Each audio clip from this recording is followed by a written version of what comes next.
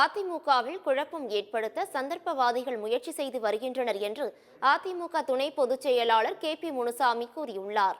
கிருஷ்ணகிரி கிழக்கு மாவட்ட அதிமுக சார்பில் புதிய பேருந்து நிலையம் அருகே தண்ணீர் பந்தல் திறப்பு விழா நடைபெற்றது.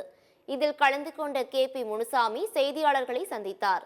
அப்போது பேசிய அவர், அதிமுகவில் ஒரு காலத்தில் பொறுப்புகள் வகித்த சைதை துரைசாமி அதிமுக பாஜக கூட்டணி அமைக்க வேண்டும் என்று கூறுவதற்கு அதிமுகவில் எதிர்ப்பு எழுந்துள்ளதாக தெரிவித்தார்.